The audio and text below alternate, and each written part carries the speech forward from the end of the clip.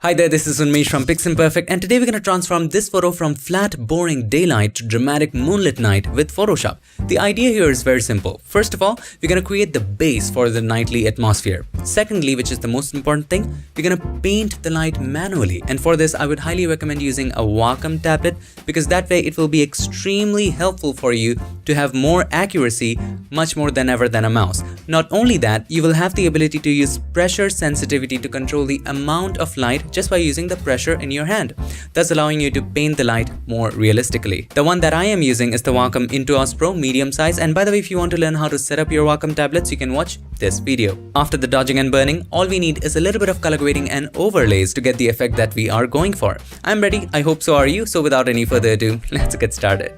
Let's make the day a bear of fun. Growing up is just a trap. Back in the brilliant world of Photoshop, and if you want to go ahead and download this photo and follow along, you already know what to do. Check the links in the description. Let's start by creating the nightlight atmosphere, or in other words, step number 1, creating the base. Now you can do this in a lot of ways. One of the most simplest ways I could find for this one was simply use a color lookup table. Click on the adjustment layer icon and then choose color lookup right there. Now, all you need to choose here is, as the name suggests, night from day. Have a look, such a nice base, isn't it? Now, I want to remove it a little bit from the highlights to have some dimension. So double click on the right hand side of the layer. What will that do? Open up the layer styles dialog box. Now inside of that, what do we need to move? Inside of blend div, the right slider of the underlying layer. Why? Because we want to remove the bright areas of the underlying layer, or the layer which is beneath it, from the current layer, right? So take the slider from right to left. Now this is very harsh. Hold the Alt key or the Option key, click on the slider to break it apart, and then take the right half all the way to the right hand side. I just wanted to add a slight highlight, just like this, because on top of this, we're going to add one more color lookup table. Hit OK for now. Click on the adjustment layer icon one more time, and then choose color lookup again. And this time again, let's choose night from day. Now have a look, isn't that fantastic? Now as we learned, when it comes to adjustment layers, we can change anything anytime. So let's go back to the blend div section of the previous night from day color lookup, double click on the right hand side of the layer, and we want to change it a little bit. All right, so let's take it a little bit more to the left hand side, something like this. This looks natural. Once you're satisfied, just hit OK. There you have it, such a nicely scene. I think maybe we can add some spice to it, and for that, let's create one more color lookup table. Click on the topmost layer right here to add it on the top, and then click on the adjustment layer icon and then choose color lookup again. And this time, let's add a tinge of sunset to it. Late sunset. That looks nice. However, it's kind of too much. Let's decrease it to about, let's say, how about 30%? Here's the before, here's the after. I like that color. Now, if you look closely at the grass, you will see that the elephant does look like it's walking at the night. The sky is a little nightly, but the grass needs a little bit of modification. It needs a change in color. So I don't want to change the color from the top, but from the very beginning. So we need to add a hue saturation adjustment layer just above the background layer. So first of all, make sure that the background layer is selected, and then click on the adjustment layer icon, and this time again, choose hue saturation. What is the original color of the grass?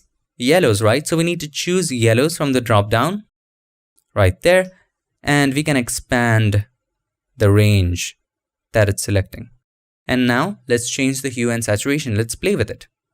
See, if we take the hue to the left, it makes more sense. So I'm going to set the hue to about -47, -49. That looks okay, but it's too colorful. And the color looks so inconsistent. What do? Double click on the symbol of the hue saturation adjustment layer and simply decrease the saturation. But we made changes in the hue, right? What happened to it? We made changes in the yellows, not in the master. So we need to get back to yellows. Click on the drop down and choose yellows and simply decrease the saturation. I'm going to set it to about -65, 66. Let's see how that looks. Now that looks like something. Now there you go. As you can see, a nice base is ready. All we need to do for organization purposes is group every adjustment layer that creates the base into base. So select the hue saturation adjustment layer, hold the shift key, select the topmost adjustment layer, and then press Ctrl or Command G. This is now a group. Double click on the text and let's name it base. Now we seem to have a pretty decent starting point, but again, it still looks flat, right? This brings us to step number 2, which is paint the light. So first off comes the highlights, and for the highlights, let's go ahead and create a curves adjustment layer as usual. Click on the adjustment layer icon and then choose curves. Now inside of the curves, all we need to do is to click on the middle, create a point in the middle, and then take it up so high, just like this. Once you're happy with this, of course, you won't be happy with this anyway, but once it's bright, you can click on the mask, press Ctrl or Command I. This will invert the mask. Now you can take the brush. Now this is very crucial. Let's pay attention. We need to make sure that we are using the soft round brush, and once we have selected that, we need to change the flow to pen pressure if you're using a Wacom tablet. That will allow you to control the intensity of the brush with just the pressure of your hand. So all we have to do is to go to Window and then Brush Settings. Now inside of this, let's go ahead and check Transfer. Now select Transfer to change the settings, and let's set the opacity to off. I don't want opacity control, I just want flow control, and set the flow to pen pressure. If you want to have more control over the intensity, you can also set the opacity. That's totally upon you. I'm going to show it to you anyway. You can also set both the flow and the opacity to pen pressure so that you can control both with just the pen pressure, and set the minimum to 0 so that you can have 0 opacity and 0 flow when you're pressing very extremely light. All right, that's fine. Once you have set it to those numbers, all you have to do is to make sure that inside of the brush tip shape, the hardness is at 0. And before you begin to paint, if you are using a Wacom tablet, I would highly recommend to set the flow at about 5 to 10%. If you're not using a Wacom tablet and doing it with the mouse, it's going to take you a while, but you can set the flow for mouse from 1 to 2%. You will be able to have a little control, but that way, if you're doing it with a mouse, it's going to take you a lot longer. If you're using it with a Wacom, you can set the flow to as high as 10 and just paint lightly or softly on areas where you need less light. On areas where you need more light, just press harder. That's it. So I'm going to set my flow to about 5% if you want to be extremely careful. If you're doing it fast, you can set it to 10%. Now let's go ahead and zoom it in and start painting according to the direction of light. So for this example, let's assume that the light is coming from the top, a little bit slanted. So I'm going to show you the direction of light. So for a moment, let's set it to this. So light is going to come through this direction, and this is just for demonstration. All right. And according to it, we're going to paint on the elephant. So let's go ahead and delete this. This was just for demonstration. Make sure the mask is selected. Flow, I'm going to set it to about 5%. Now let's go ahead and zoom it in and paint accordingly. And by the way, just a quick little tip. I have set the brush size to be controlled by W and E. So when I press W, the brush becomes smaller. When I press E, the brush becomes harder. That way, I don't have to completely move my hand to the bracket keys and then change the brush size and move the hand to this side, because this side you have the Control, Alt, Shift, and all those other controls. So you can do that too. If you don't know how to do it, you can always check out this video that I had done previously on setting up your tablet and keyboard. All right, anyway, so let's decrease the brush size a little bit and start painting. Also make sure that your foreground color is white. And if you're having difficulty painting in a certain direction, you can always hold the R key, just hold it, rotate it, and then when you release the R key, it will get back to the brush. If it doesn't get back to the brush, you can select the brush back again. If you want to reset it, you can hold the R key again and then click on Reset View and then release the R key. It will get you back to the brush. I'm going to speed up this process because this can get pretty monotonous.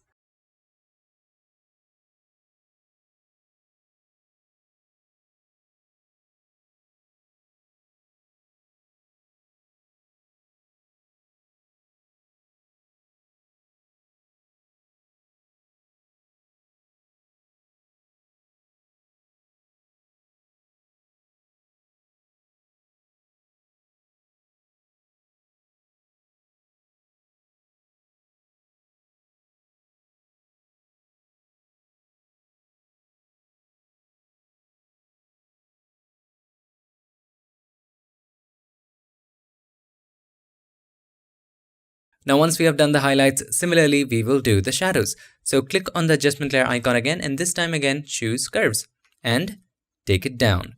Click in the middle, take it down. Once it is dark enough, click on the mask, press Ctrl or Command I, and similarly let's start painting on the dark areas with the brush white as the foreground color, flow at 5%, and all the same settings for the brush as we had for the highlights.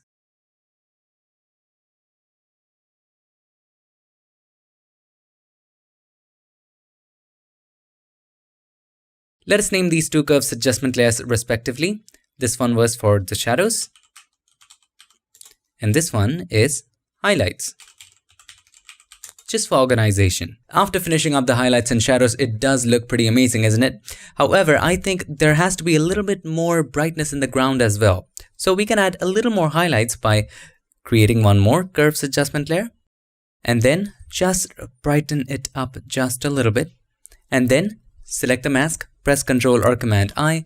Now take the brush, flow can be 5%, increase the brush size, and then maybe you can do a couple strokes on the ground, just here and there. Let's have a look. Here's the before, here's the after. Just a little bit of, brightening. Now it looks better, but still the overall image is pretty dark. We need to increase the whites. Also, we can do this with one more curves. So click on the adjustment layer icon and then choose curves again. And this time, take this slider from the right to the left. You can take it to the point where the mountain just begins. Yeah, that looks cool. It looks too bright, but that's fine. We can control that later. This is fine. All right. Now beneath it, we can add some darkness. Let's create one more curves adjustment layer just below it. Click on the adjustment layer icon and then choose curves. And we're going to click on the middle and drag it down. That way we are still keeping the extremely bright areas bright and just lowering down the midtones like that. All right.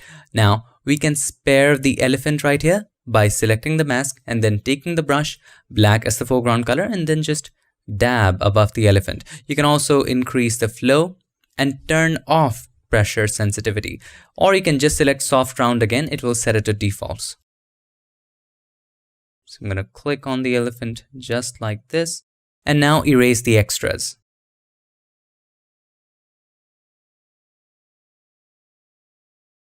By the way, you can always decrease the opacity, but this time we need to decrease the opacity of the mask. We need to just decrease the mask density. So make sure that the mask is selected and then go to Window and then make sure Properties is selected. And then all we have to do is to click on right there and decrease the density of the mask. Slowly and gradually increase it to the point where you like it.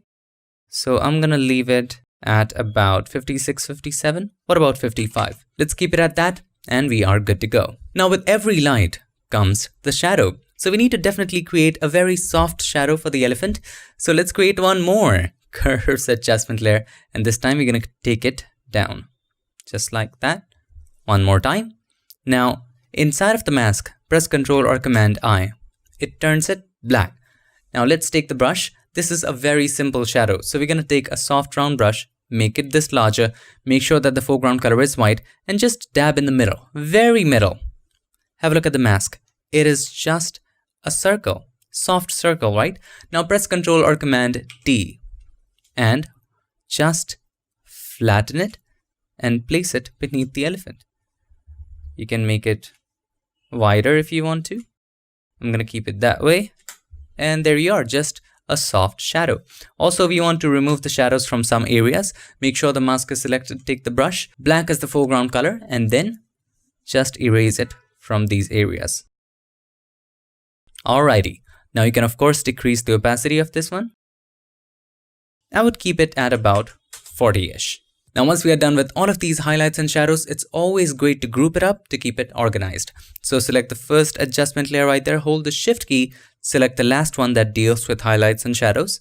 All of them are now selected, press Ctrl or Command G and just rename it to Lights. Simple. So now most of the heavy lifting is done. All we have to do is step number 3. Color grading and overlays. Let's start by adding an overlay right here at the top. Because the elephant is too bright, there has to be a light source, right? Which is of course in this case the moon. So we're gonna add the glare of the moon. So click on the adjustment layer icon, and this time let's go ahead and choose the gradient. So click on the gradient, choose a gradient which is foreground to transparent or any color to transparent. We're gonna change that later. So left hand side, let's make sure that the color is white. So click on the color, make sure it is white, hit OK. At the top slider, once you click on the top slider, it should be at opacity 100. On the right hand side top slider, the opacity should be 0 and the color can be blue. select the bottom slider for the color, and we're going to choose a bluish color for this one to go with the scene. Or you can just take a sample from here as well and then modify that. Once you're happy with this, hit OK again, and change the style from linear to radial. Now here's the great part. You can actually move it anywhere you want. Isn't that crazy? So now I'm going to change the scale. I'm going to increase the scale so that the circle is larger. We're going to choose a very high scale. What about 350? It is huge, I know, but you can move it up. Something like this. Or I'm going to just decrease. Something like this makes sense. Hit OK. Now to add a little more drama to it, let's go ahead and add a curves adjustment layer with the same amount of brightening at the top as in the elephant. So we're going to click on the adjustment layer icon and then choose curves and take it up just like that.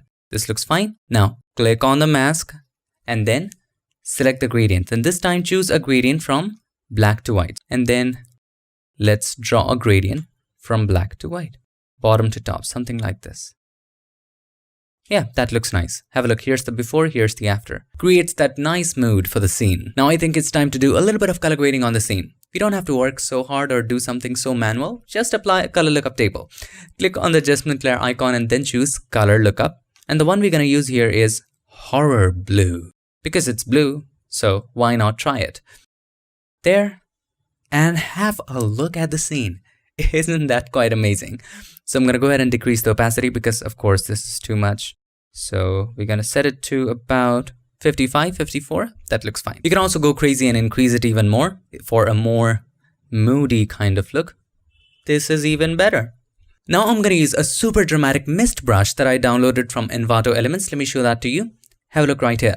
100 mist Photoshop stamp brushes. Now, if you're already a member, you can download all of these brushes at no extra cost as well. However, if you're looking for a free alternative, you can always go to brusheasy.com. They have a lot of fog brushes as well. But if you're looking for good quality stuff, they always come at a premium. And if you look at all the stock website, I prefer Envato Elements because unlimited downloads of everything from images to stock videos to graphics to even Photoshop actions and brushes. Even 3D models, they have got crazy stuff. I'm actually a paying member. If you want the link to the brushes and some of my favorite actions, you can go ahead and check them out in the description. So I'm going to go ahead and choose the brush. I think I'm going to go with 117. This looks nice. But this brush is a little smaller. What do? Just make it a little bigger. This is fog anyway. So I'm going to make it this big and create a brand new layer at the top. And let's go ahead and choose the foreground color as white. It's already white. So now we're going to just dab. Make sure that the opacity and flow are at 100. Blend mode is normal. All right, just dab in right there. Wow, isn't that fantastic? You can always go ahead and just try it the second time from the very bottom. See what looks good to you. You can just apply it from here or you can try it from there. That's totally upon you. I'm going to leave it at that. Maybe I'm going to try it even lower, just like this. That looks good. But there's a problem. The smoke color is looking different. It should be something of this color, right? So how do we change the color to that color? Simple. Create a solid color adjustment layer by clicking on the adjustment layer icon. Choose solid color. And doesn't matter what color that is right now, hit OK. And then hold the Alt key or the Option key. Click on the line between these two layers. This creates a clipping mask. Now you can change this color by double clicking on the symbol of the adjustment layer and then pick this color. Simple, isn't it? And you can just adjust it accordingly. See what suits best for you. Maybe make it a little desaturated. Once you're happy with this, hit OK. Done. So here's the before, here's the after. You can also decrease the opacity of this color if you want it to have less color. So for me, I think I'm going to keep the opacity to about 90. That looks good to me. Now to add even more drama to this image, let's create one more curves adjustment layer. I know it's a lot of curves. Click on the adjustment layer icon and then choose curves. I'm going to take it up again one more time. This time let's create a little contrast. Something like this. Now, select the mask, press Ctrl or Command I. I'm going to take a huge brush. Take the brush, a very huge brush, zoom out, and we're going to choose a regular soft round brush, and then just dab with white right there. Look at the drama. I know it's kind of too much. We're going to decrease the opacity. Just gradually increase it to about 54. Or maybe let's go for 58. There you have it. Interesting, isn't it? Now after that, you can of course apply as many overlays as you want, but that's it for me. Maybe I'm gonna make changes later, and this, my friend, is the final result. And do not forget, for organization purposes, let's group them all out. Select the first adjustment layer, select the last adjustment layer that had to do with overlays by holding the shift key and clicking on it, and then press Ctrl or Command G. And let's name this overlays and color grading, whatever you want to name it. I'm just typing random stuff, doesn't matter. So that's how you change a flat boring day to dramatic moonlit night in Photoshop. All you have to do is to remember 3 basic steps. Step number 1, create that base. No matter what type of scene you're creating, first you have to create that ground base on which you're going to build upon. So in this case, we just simply used some color lookup tables to create that night base. On top of that, we painted the highlights and shadows using curves adjustment layers and masking. It's very preferable that you have a Wacom tablet so that you can control the light properly. And after that, all we had to do is to apply some overlays and do some color grading. And also to add some mist, we used some brushes. Using Envato elements, you can also use Brush Easy if you're looking for free alternatives. And at the end, it's up to you as to how many overlays or gradients you want to add. So that's pretty much it for this video. I hope this video helped you, and if it did, make sure to give us a like, and also don't forget to subscribe, and not just subscribe. Ring the bell so that you, my friend, don't miss any other future tips, tricks, or tutorials. I would like to take this moment to thank all these nice and amazing people for supporting this channel on Patreon and helping keep Piximperfect free for everybody forever. Thanks so much for all your support. Thank you for watching. I'll see you guys again in my next one. Till then, stay tuned. And I don't know what's happening to me. Till then, stay tuned and make sure that you keep creating. A new day is waiting for us. We got lots of fun stuff to do. Let's go to the zoo and feed the monkeys. I can lend them your baseball cap. Let's make the day a bear and our fun. Growing up is just a trap.